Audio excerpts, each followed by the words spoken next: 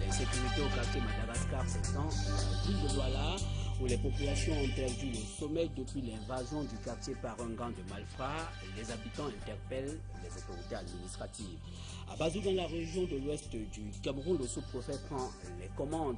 Rossignol Tagné est appelé à résoudre les guerres de positionnement qui plombent considérablement le développement de son unité de commandement. Journée nationale de la petite et moyenne entreprise. Qu'est-ce qui coince? L'émergence de la PME au Cameroun, c'est le débat de ce 20h. Madame, monsieur, je vous retrouve dans un très court instant pour les détails.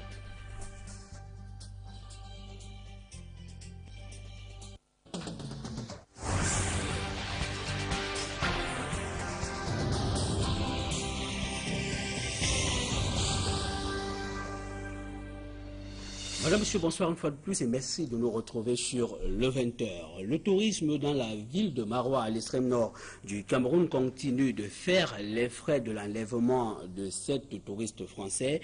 Les commerçants se plaignent de la baisse du chiffre d'affaires. Le spectre de cette prise d'otage continue de hanter les esprits. Les détails dans ce reportage de Amadou Daïro et Julie Ngué. Les expatriés se font rares dans les rues de Maroua. Depuis la prise d'otages et la libération des 7 Français, cette région de l'extrême nord a été déclarée zone rouge par la France. Une consigne que certains ne comptent pas respecter. C'est le cas de Olivier, ancien directeur de l'école française de Maroua à la retraite, résident à Domayo. Pour lui, il n'est pas question de quitter la ville. Marié à une Camerounaise, il a choisi d'y rester, quel que soit le prix à payer. Les expatriés qui étaient sous contrat, eux, ont été rappelés en Europe par leur société.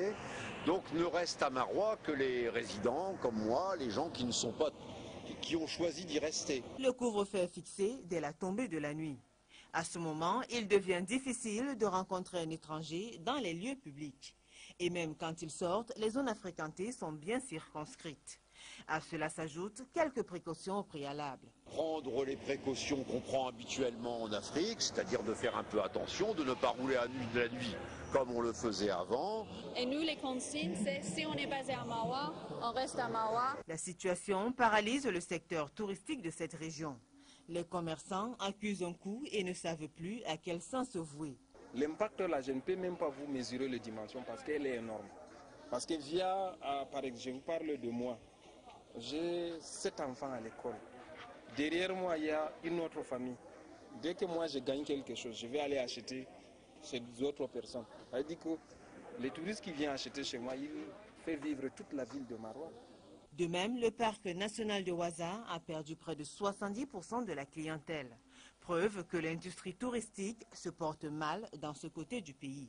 Même si le gouvernement camerounais a dépêché les forces de maintien de l'ordre dans la ville pour assurer la sécurité des populations, elle pense néanmoins qu'il faudrait mettre sur pied de nouvelles stratégies pour regagner la confiance des touristes. Et le malaise est également perceptible à la Citrafer où le gouvernement camerounais vient de frapper du poing sur la table. On note qu'en moins d'un an, la société a perdu près d'1,5 milliard de francs CFA, une situation qui a pour conséquence directe la grève constante des employés. Un conseil d'administration a été exigé par le ministre camerounais des Transports hier au cours de la réunion de crise tenue à Yaoundé, la capitale politique du Cameroun, où nous retrouvons Yannick Mbazoua. La Société internationale des travaux ferroviaires va mal, très mal. Aujourd'hui, il y a une triste réalité dans le business, c'est que nous n'avons pas d'activité. Notre chiffre d'affaires est passé en moyenne d'1,8 milliard à 600 millions. Aucun manager ne peut tenir dans ces conditions-là. Une chute du chiffre d'affaires, conséquence de plusieurs facteurs. Nous n'avons plus de bons de commande peuvent nous permettre d'avancer. On a essayé de s'ajuster. Bon, jusque-là, c'est difficile parce que le fonds de roulement est quasi nul.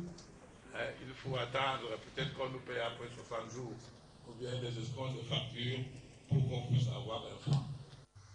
La situation socio-professionnelle de la Citrafer n'est guère luisante. 6 mois sans salaire et 6 ans d'arrérages sociaux à la CNPS. Une atmosphère qui a conduit le personnel à observer un sitting le lundi 6 mai dernier à la gare marchandise de Yaoundé. On peut vous dire quand est-ce que le dossier a été déposé.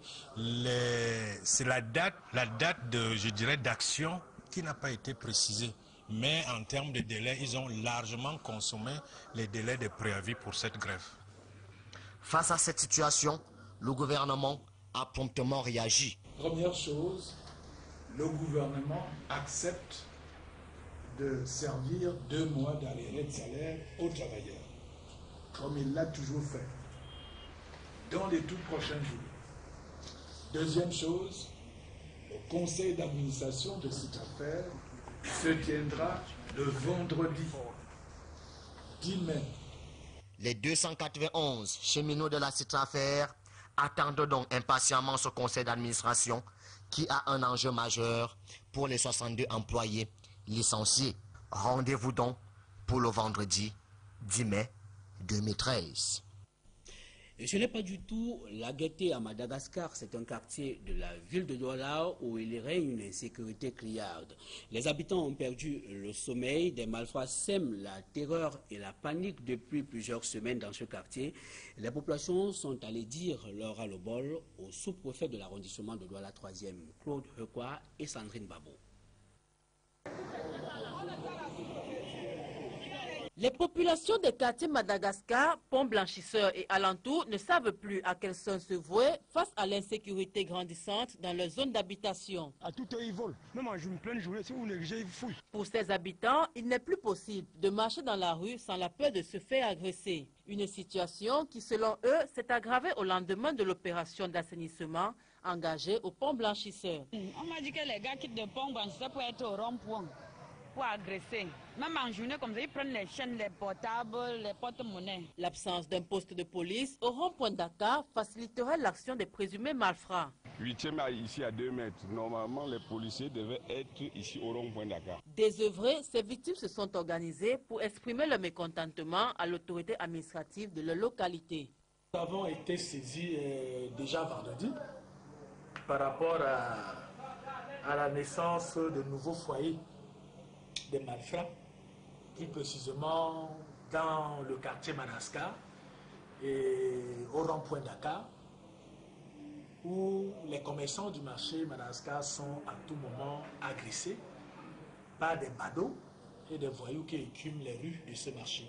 Au cours d'une réunion de sécurité avec les responsables des forces de maintien de l'ordre de ces différents quartiers, des mesures répressives ont été prises. En engageant les responsables d'unités de forces de maintien de l'ordre de ce secteur, le commandant de Nilon, de la brigade gendarmerie de Nilon, le commissaire de la sécurité publique du 8e arrondissement, d'organiser de nuit comme de jour des patrouilles et des raves dans ce lieu agité où des populations se plaignent depuis un certain moment.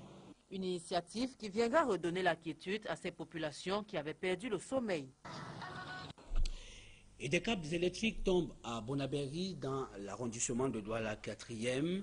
L'incident fait au total 2 victimes, un homme et son enfant de 2 ans. Plus de peur que de mal, les miraculés ont été sauvés et conduits dans un hôpital. Robert Mukobe et Sandrine Babo.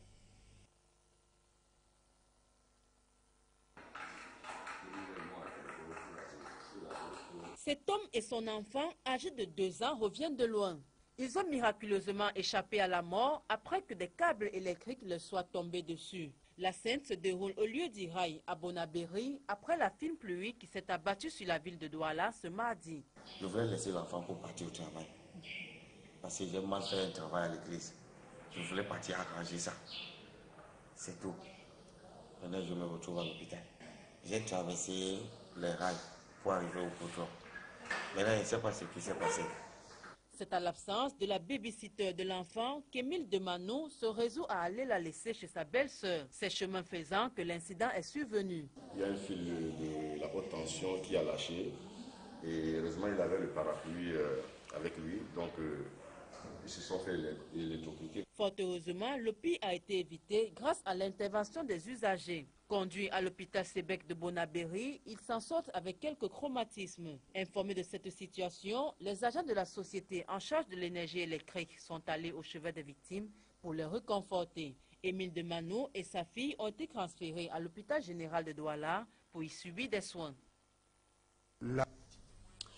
Les journées nationales de la petite et moyenne entreprise se poursuivent dans la ville de Douala. Les PME camerounaises restent très peu compétitives. Les promoteurs d'entreprises revendiquent de plus en plus un cadre juridique pour formaliser le secteur de la sous-traitance au Cameroun. Et qu'est-ce que c'est qu'une PME? La petite et moyenne entreprise ne peut obéir à aucune définition universelle selon des experts.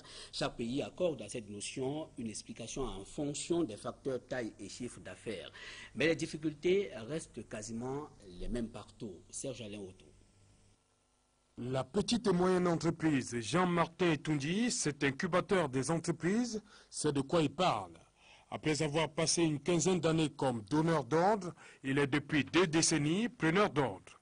Il reconnaît comme beaucoup qu'il n'existe pas de définition officielle et harmonisée de la petite et moyenne entreprise. La classification peut se baser sur les effectifs, elle peut se baser sur le capital, elle peut se baser sur le chiffre d'affaires, ou les trois en même temps. Les petites et moyennes entreprises désignent donc les entreprises de taille modeste, évoluant très souvent dans l'informel. Pour la Banque des États de l'Afrique centrale, la petite et moyenne entreprise est une entreprise dont le montant des fonds propres est inférieur à 100 millions de francs CFA. Son chiffre d'affaires ne doit pas excéder 500 millions de francs CFA. Ces entreprises camerounaises, utilisant totalement ou en partie des capitaux camerounais et employant moins de 200 personnes, souffrent d'un manque de spécialisation. Nous sommes trop diversifiés. C'est nous qui faisons la mécanique, le génie civil, l'instrumentation, l'électronique et le commerce général. Non, ça peut pas marcher. Une PME doit se spécialiser. Autre facteur limitant à l'essor de la petite et moyenne entreprise au Cameroun, l'accès au financement et au paiement des factures. Ce qu'on veut, c'est pas qu'on nous donne, c'est pour nous faciliter. Vous voyez, dans ce sens. Moi, en tant que chef d'entreprise, je ne suis pas dans une position de demander quelque chose au gouvernement. Je veux pas l'argent, je veux qu'on me facilite la voie d'obtenir un prêt, quoi. Donc, c'est tout ce qu'on demande. La petite et moyenne entreprise, petite comme son nom l'indique par sa taille, mais parfois grande à travers ses résultats. Et sur les blocages à l'émergence de la PME au Cameroun, je vous donne rendez-vous dans la seconde partie de ce journal consacré au débat. Développement du secteur minier. Le Cameroun va abriter du 29 au 31 mai de cette année la conférence internationale sur les mines au Cameroun. Le conclave a pour thème les industries minières au cœur du développement durable au Cameroun. Sur l'importance de ces assises, écoutons le secrétaire d'État au ministère camerounais en charge des mines, Fou Kalistrous Gentry, au micro d'Equinox Télévision. CIMEC 2013 constitue pour nous un cadre idoine à pérenniser pour porter sur la toile le potentiel du secteur minier camerounais riche et varié afin d'attirer davantage les investissements directs étrangers dans les secteurs désormais retenus comme l'une des priorités pour la relance de l'économie nationale. Susciter l'intérêt des industries connexes de la mine, notamment les laboratoires d'analyse et les industries de sondage, de forage et s'installer au pays. Faire du Cameroun une nouvelle destination dans les domaines miniers en Afrique. Et en éducation, voici le bilan de l'année scolaire 2012-2013 dans la région du littoral. Les programmes en général sont couverts à 85% et ceux des classes d'examen le sont à 45%. C'est ce qui ressort de la sectorielle des enseignements secondaires pour la région tenue ce mercredi dans la ville de Douala. Flavien Valondongo. L'enseignement secondaire dans la région du littoral est malade. Malade de son système qui produit des résultats de mauvaise qualité. Tenez par exemple, au cours de la sectorielle de Douala tenue au lycée Jos dans la capitale économique, il ressort que le taux de réussite pour cette année scolaire qui s'achève est médiocre. Selon les experts, il est estimé à 45%.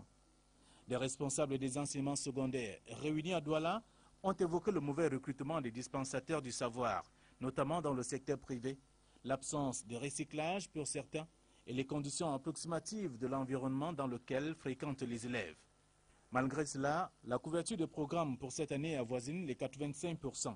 Avec les examens à venir, les innovations vont s'opérer, notamment le BEPC bilingue qui sera composé cette année pour la première fois. Ensuite, l'épreuve d'éducation physique et sportive, désormais obligatoire pour tous les candidats. Cette épreuve passe du coefficient 1 à 2. Comme qui dirait, il faut élever le niveau de l'enseignement dans le littoral si l'on voudrait obtenir de bons résultats. Et l'arrondissement de Bazou dans le département du Ndé, nous sommes dans la région de l'ouest du Cameroun à un nouveau sous-préfet. Roséliol Tanye Akko a été installé dans ses nouvelles fonctions. Le nouveau chef de terre de Bazou devra résoudre la question des guerres de positionnement qui plombent considérablement l'émergence de cette localité. Jérôme Naxi-Sobze.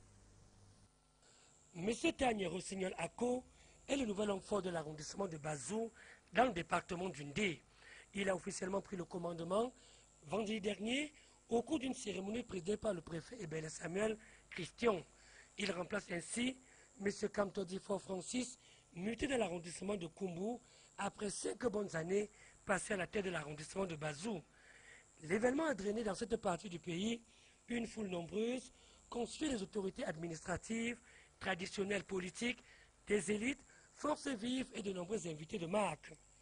Le préfet du Ndé, Ebele Samuel Christian Ernest, après avoir rappelé au nouveau sous-préfet quelques obligations liées à ses nouvelles fonctions, a par la suite tenu à attirer son attention sur ceux-là qu'il a qualifiés d'élites de division et de commérage qui passent la majeure partie de leur temps à entretenir des querelles internes dans l'arrondissement. Monsieur le sous-préfet Anta, vous devez vous remercier du patriotisme, de l'impartialité, du sens du devoir, du sens de la République pour toujours privilégier l'intérêt général et non des intérêts partisans, claniques, confessionnels. Votre autorité doit demeurer au-dessus de toutes les autorités, surtout au-dessus de l'autorité de ces élites, notamment de parades, de caméras, de tribunes, qui vous encombrent le temps de la réclamation des faveurs ou des honneurs et disparaissent aussitôt les faveurs ou les honneurs obtenus. Né en 1976 à Kumbu, dans le département de la Mémé, il était avant sa nomination chef de la division des affaires administratives et juridiques dans les services du gouverneur du Nord-Ouest. Tanye Roséliol Akko hérite d'un arrondissement cosmopolite qui comprend 5 groupements avec une population estimée à 32 000 habitants répartis sur une superficie de 243 km². Le nouveau locataire de cette sous-préfecture, devenu l'ombre d'elle-même, au regard de la vétusté du bâtiment, est marié et père de 4 enfants. C'est finalement par une grande parade et des hommes en tenue que s'est achevée cette cérémonie. Voilà, autre localité, autre défi, les élites et autres forces vives sont accusées de freiner le développement de l'Egofomo à 21 ans d'âge. Cet arrondissement que vient d'hériter Biwele Salserge, le nouveau sous-préfet, n'est pas encore à l'image de ses riches potentialités. Le nouveau chef de terre a donc du pain sur la planche. Marcelin Gangsop. 21 ans après sa création, le 1er septembre 1992, l'arrondissement de l'Ingfomo peine à décoller. Il y a certes eu quelques acquis.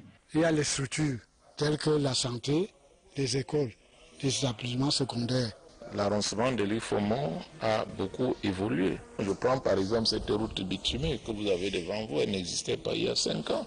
Cette sous-préfecture n'existait pas il y a 10 ans.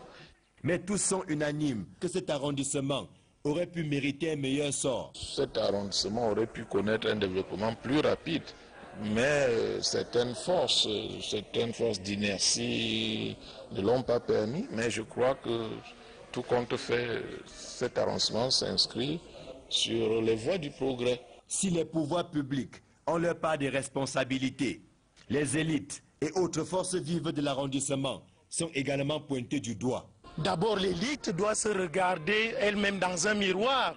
Si vous passez votre temps à se balancer des boules puantes pour vous calomnier, vous dénigrer, vous diffamer, et c'est ce qui arrive à Eli Ngfomo et que je déplore. Les élus du peuple nous sabotent très mal. Ils ne connaissent pas le rassemblement pour faire des travaux communautaires au Gard, pour créer des petits emplois.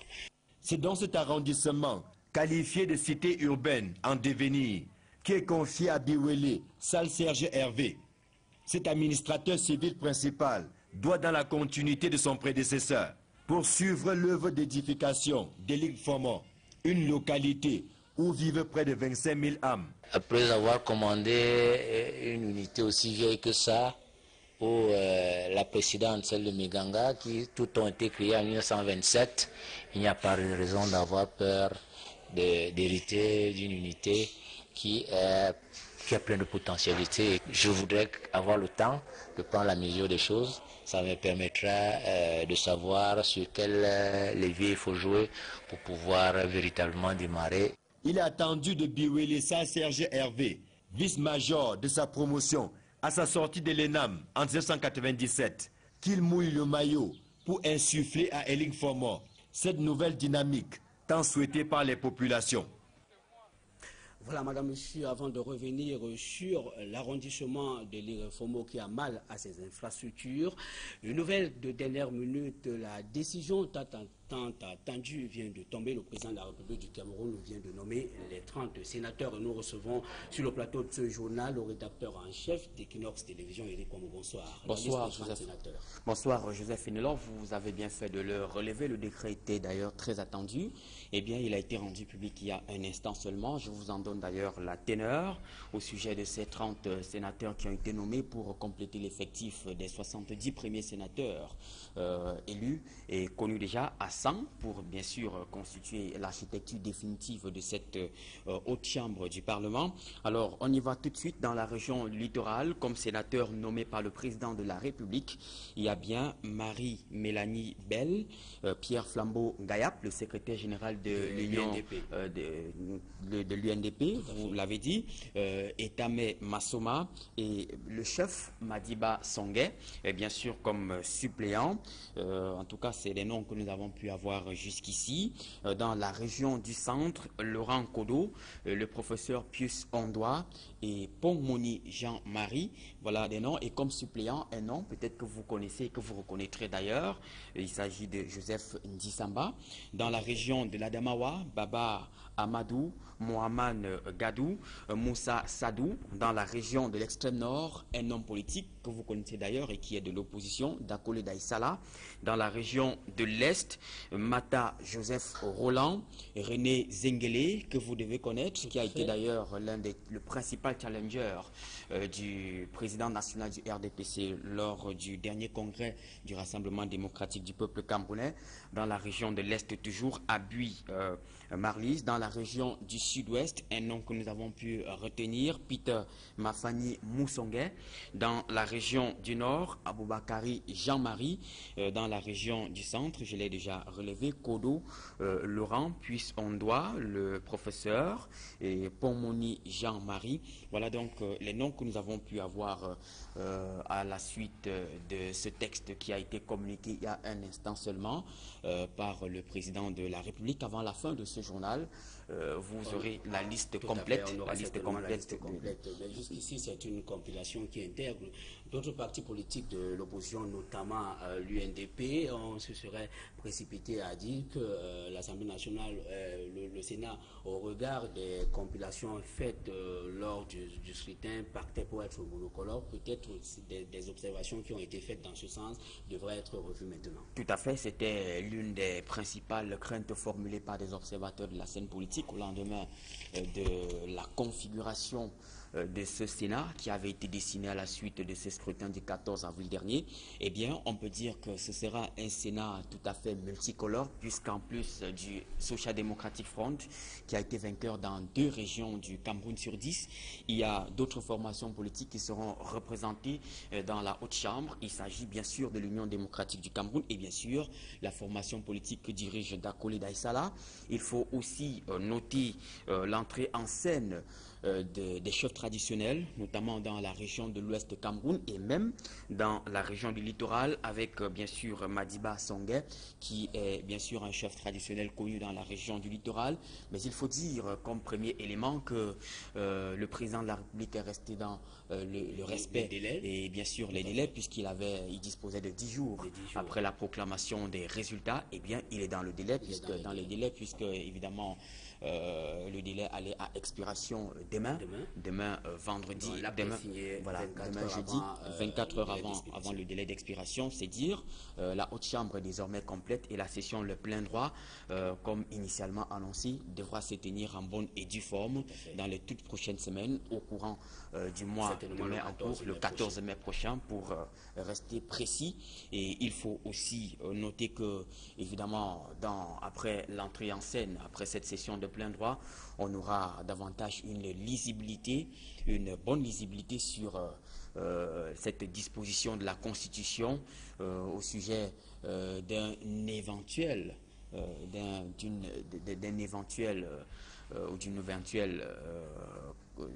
d'un remplacement éventuel du président de la République en cas de vacances à la présidence du pays. Alors voilà donc ce qu'on pourrait dire comme premier élément d'analyse, et peut-être qu'il faut rappeler quelques grands noms à l'intention de nos différents téléspectateurs. Dans la région de l'Est du Cameroun, Mata Joseph Roland, René Zengele, Abui Marlise. Dans la région du Sud-Ouest, un nom qui est revenu et qui est d'ailleurs connu de la scène politique et même du milieu de la gouvernance au Cameroun. Il s'agit de Peter Mafani Moussongué. Dans la région du Nord, Aboubakari Jean-Marie. Dans la région du littoral, Marie-Mélanie Bell, Pierre Flambeau Ngayap, qui est jusqu'ici le secrétaire général de l'Union nationale démocratique de l'UNDP, Etame Massoma, le chef Madiba Songhé, qui est d'ailleurs suppléant dans la région du centre, Kodo Laurent, Puisse Ondoa, Pomoni Jean-Marie. Dans la région de la Damawa, Baba Amadou, Mohamed Gadou, Moussa Sadou. Voilà quelques noms que nous avons pu retenir. Merci. Et nous vous communiquerons sans doute la liste complète avant la fin de ce jour. Certainement que nous allons nous revoir tout à l'heure sur ce plateau avant la fin de cette édition. On peut noter que les sénateurs des 10 régions du Cameroun ont désormais du pain sur la planche, notamment ceux de la région du centre du Cameroun, avec cette localité de l'Irefomo dans le département de la Léquié qui a mal à ses infrastructures. On peut noter qu'une aide-soignante, un directeur pour tout un hôpital, un seul point d'eau et des sources de ravitaillement pour toute la ville. La vie à l'Irefomo, un arrondissement dans le département de la Léquié, région du centre, n'est pas un long fleuve tranquille. Marcelin Gansop. À peine sommes-nous arrivés à Eligfomo que les plaintes ont commencé à fuser de partout. Premier arrêt, l'hôpital de district du coin. Créé en 2003, il manque de tout. Pas de personnel, pas d'équipement, encore moins de moyens de locomotion. Actuellement, l'équipe de soins de l'hôpital de district ne fonctionne réellement qu'avec un seul aide-soignant.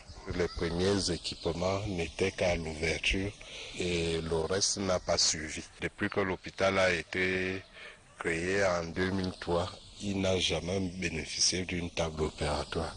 Quand il y a des cas évacués, les familles se débrouillent. Nous n'avons aucun moyen de locomotion. Nous nous intéressons ensuite à l'accès à l'électricité.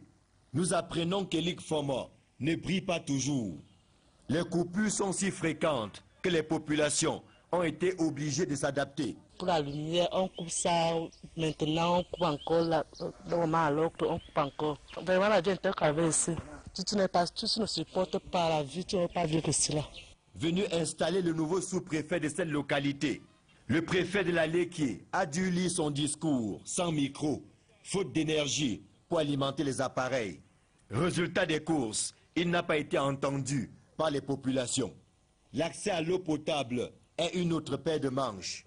Nous décidons de nous rendre à l'unique point de ravitaillement de la ville. C'est une source à améliorer, dont les fréquentations ne se comptent plus. C'est de l'eau à boire et on utilise ça pour le ménage. Ce n'est qu'avec lui aussi que la ville se ravitaille. Donc ce n'est pas vraiment facile. En saison sèche, il y a les bagages ici pour avoir de l'eau. Tu viens, bon, même si tu trouves 100 bidons, tu es obligé d'attendre. Les déplacements constituent également un réel souci. Par exemple, pour partir de Lingfomo pour Yaoundé et vice-versa, il faut transiter par Obala, cette ville n'étant pas desservie par une agence de voyage. Nous sommes pourtant à une 50aine de kilomètres de la capitale politique, mais les populations qui habitent Lingfomo ont le sentiment de vivre dans l'arrière-pays. Il faut parcourir pour certains jusqu'à 5 kilomètres, sans compter quelques obstacles comme cette colline, pour parvenir à ce point d'eau, l'unique qui existe dans la ville de Lingfomo. Ici, ça, John Marcelin Gansop, Equinox Télévision.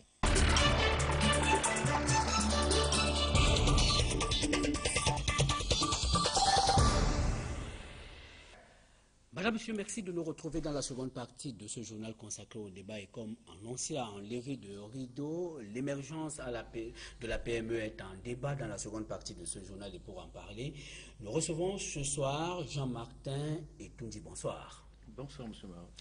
Vous êtes promoteur de PME, vous êtes le vice-président de la Fédération des associations de PME du Cameroun. Merci d'avoir accepté ce plateau à l'occasion de la deuxième édition des Journées nationales de la PME au Cameroun. Est-ce que c'est une plateforme qui est indiquée en ce moment?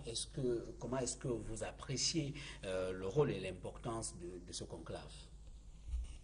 Je vous remercie, M. Mahor, je remercie la télévision Equinox de parler d'un sujet qui me passionne depuis 35 ans. En effet, depuis 35 ans, je suis dans le milieu industriel en tant que d'abord donneur d'ordre dans une multinationale pendant une quinzaine d'années et depuis une vingtaine d'années, je suis sous-traitant. Donc, l'entreprise m'intéresse aussi bien du côté des grosses entreprises que du côté de la petite entreprise. Alors, le forum qui se tient à Douala en ce moment est un grand pas qui a été fait par les pouvoirs publics pour faire en sorte que la PME camerounaise puisse avoir une impulsion nouvelle. Parce que, effectivement, les Camerounais créent des entreprises, mais l'environnement de ces entreprises n'est pas toujours favorable à l'éclosion de cette entreprise. Donc, les journées nationales de la PME sont envisagées sous le prisme d'un instrument de renforcement et de fortification des capacités de l'entreprise. C'est-à-dire quand nous venons dans ce forum, chacun a ses attentes. En tant que président de l'association camerounaise des ingénieurs de maintenance et chef d'entreprise, les journées nationales de la PME, c'est d'abord savoir ce que les pouvoirs publics font pour la PME, parce qu'on n'a pas toujours l'occasion d'être au courant. Et deuxièmement, donner notre avis sur les difficultés et les attentes des PME en ce moment. Alors, quel est l'état des lieux que vous pouvez dresser en rapport de la PME au Cameroun? Vous savez, on nous l'a dit ce matin, sur les 94 000 entreprises qui existent au Cameroun, 90% sont des PME. Donc ça veut dire que la PME est une portion importante de l'économie de notre pays. Ouais. Je pourrais dire que dans les pays en développement, la PME est le socle de l'économie. Et si le Cameroun doit devenir pays émergent, il faut que la PME soit développer et fortifier. Est-ce que le contexte actuel du Cameroun permet une émergence, une véritable émergence de la PME au Cameroun? Lors de la cérémonie d'ouverture qui a été présidée par le ministre camerounais en charge de la PME, il a été indiqué, il y a un mot qui est revenu plusieurs fois, l'accompagnement, mais cette fois-ci, l'interpellation était adressée aux grandes entreprises d'aider la PME camerounaise à se faire financer. Est-ce que vous pensez que c'est une fuite en avant des pouvoirs publics? Est-ce que vous avez l'accompagnement nécessaire qu'il vous faut? Bon, pour replacer vraiment le débat dans son contexte actuel des journées des PME, de la PME, nous parlons de la sous-traitance. C'est pour ça que vous voyez qu'on a fait intervenir les grosses entreprises et les petites entreprises. Alors, au niveau de la sous-traitance, vous savez qu'on a ce qu'on appelle les donneurs d'ordre, c'est-à-dire ceux qui donnent du travail aux autres. Et il y a les preneurs d'ordre. En ce moment, le Cameroun a des donneurs d'ordre. Il y a de grosses entreprises, il y a de grosses administrations, il y a l'administration même du Cameroun qui peut donner du travail à plusieurs PME. Et de l'autre côté, on a l'initiative privée. Les Camerounais créent la PME. Ce qu'il y a, c'est qu'il y a un environnement qui n'est pas toujours favorable. Je vais prendre quelques exemples. La PME éprouve des difficultés qui sont internes d'abord et externes ensuite. Alors, au niveau des difficultés internes, c'est qu'il nous manque parfois la culture d'entreprise. Le Camerounais ne sait pas ce que c'est qu'une entreprise. Il fait des actions dans le but de produire soit des biens, soit des services, mais il est mal organisé. La PME camerounaise jusqu'ici n'est pas crédible. Ce n'est pas une question de crédibilité, c'est une question d'organisation et de compétitivité. C'est-à-dire, je pourrais dire qu'il faut que la PME s'organise au niveau juridique. Il faut que chaque PME ait un statut juridique fiable. Les établissements, ce n'est pas ça qui va faire vraiment développer la PME au Cameroun. Deuxièmement, peu de PME ont un organigramme. Il faut que la PME ait un organigramme, qu'on sache que tel est à tel poste et il fait tel travail et il a telle spécialité. Parce que ce qui est reproché à nos PME, c'est qu'elles veulent faire tout. Vous avez une PME qui fait du génie civil, de la mécanique, de l'instrumentation, de la climatisation et du commerce général. Ça fait trop pour une seule personne. Or, les grosses entreprises, les donneurs d'ordre, sous-traitent une spécialité. Ils sous-traitent une spécialité qu'ils n'ont pas. Alors, ils veulent quelqu'un qui est vraiment compétent dans le domaine parce qu'il a une certaine culture d'entreprise dans le domaine. C'est ce qu'on ne trouve pas au niveau de nos PME en interne. Maintenant, en externe, je sais que vous l'avez déjà ressenti parce que vous-même, vous travaillez dans une PME. Le chef d'entreprise camerounais, le promoteur, n'est pas bien perçu, déjà par les Camerounais eux-mêmes.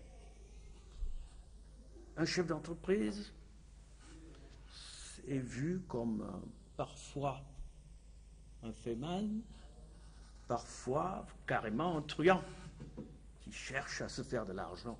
Or, il n'est pas encore dans l'esprit des Camerounais qu'une PME est créatrice de richesse.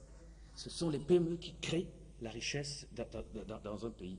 Donc, il faut que la PME soit promue par des gens compétents.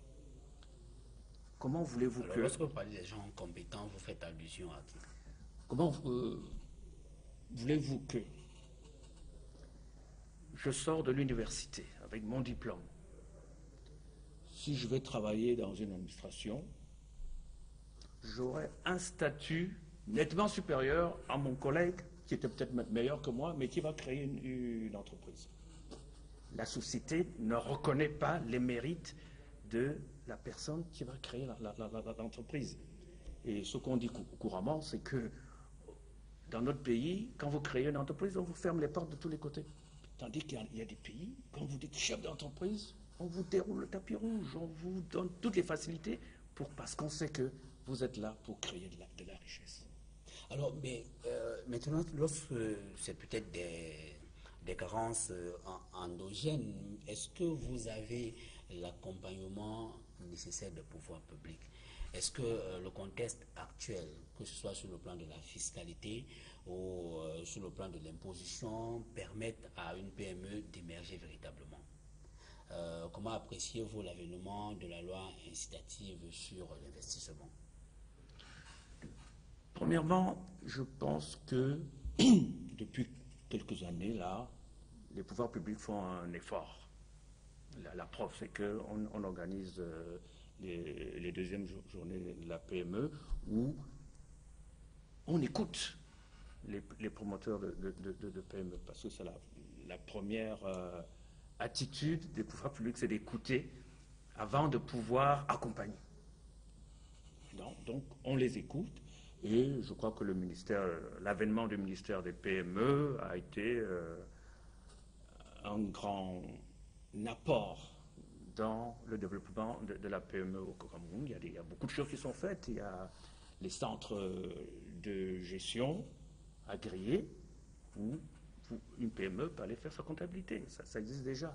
Il y a les centres de création des entreprises où en 72 heures, on peut créer une entreprise, mais il faut le dire, c'est un établissement.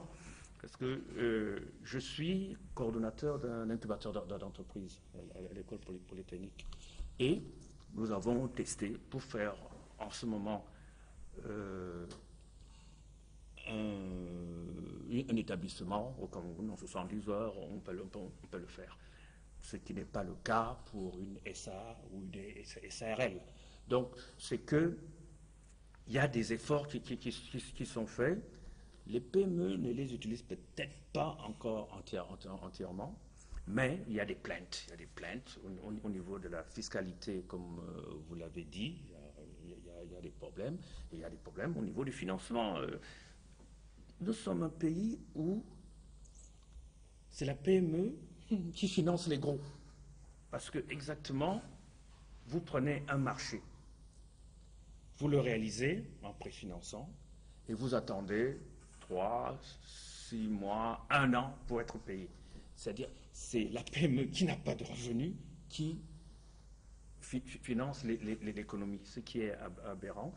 Moi, j'ai travaillé avec des sociétés étrangères où nous étions payés tous les vendredis parce qu'ils considèrent que la PME n'a pas les moyens de financer ses activités, alors il faut lui donner ces moyens-là. Parce que, exactement qu'est-ce qui se passe? Une grosse structure a besoin de travaux. Et on demande donc ces travaux spécialisés à une PME qui vient faire le travail, achète la matière d'œuvre, paye les salaires et tout. Et pendant 6 mois, 1 an, elle ne rentre pas dans ses fonds, alors que la grosse structure a cet argent-là déjà prévu dans le budget. Voilà. Jean-Martin et Toudi, nous sommes à l'ère des projets structurants et on se souvient que les petites et moyennes entreprises camerounaises ont souhaité avoir une part considérable du marché. Est-ce que vous pensez que la PME camerounaise est assez compétitive pour faire face à la concurrence? Bon, pour les gros marchés, il y a un gros problème. Il y a un gros problème, c'est que, je prends l'exemple, un marché, par exemple, de 1000 milliards. 1000 milliards. Ça veut dire qu'on peut diviser ça en 1000 marchés de 1 milliard. Alors, combien de PME camerounaises peuvent réaliser un marché de 1 milliard? Donc, ça veut dire que pour que la PME intervienne, il faut peut-être faire des marchés de 100 ou 50 millions. Et un marché de 100 millions... Ou alors sous-traiter. Non, un marché de 100 millions, ça veut dire qu'il faut divisez votre travail en 10 000 parties. Qui va suivre ça au niveau de la grosse structure? Alors, tout ça, c'est pour dire que la PME camerounaise est trop petite pour les gros projets structurants. Elle est trop petite. Il faut que les PME se mettent ensemble et qu'ils prétendent alors prendre des marchés importants. Voilà. Après avoir diagnostiqué le mal, quelle est la pilule qu'on peut appliquer pour l'émergence de la PME? Ça a commencé, hein. Moi je trouve que ça a commencé. On demande aux PME de se structurer, on demande aux PME de se regrouper pour faire des structures plus importantes et bientôt il y aura la banque des PME qui regardera de plus près les besoins financiers des PME. Donc quelque chose est fait pour que les choses se fassent. Et surtout, il y a l'initiative des Camerounais. Les gens sont là, ils créent, ils veulent vivre de leur entreprise. Jean-Martin Etondi, merci d'avoir accepté ce rendez-vous. Vous êtes promoteur de PME, vous êtes le vice-président national de la Fédération des associations de PME, vous y travaillez depuis une trentaine d'années. Merci d'avoir accepté ce plateau. Madame, Monsieur, nous sommes arrivés au thème de ce journal. Merci de l'avoir suivi. Restez connectés sur les programmes d'Equinox Télévision. Je vous retrouve demain lorsqu'il sera 20h. Au revoir.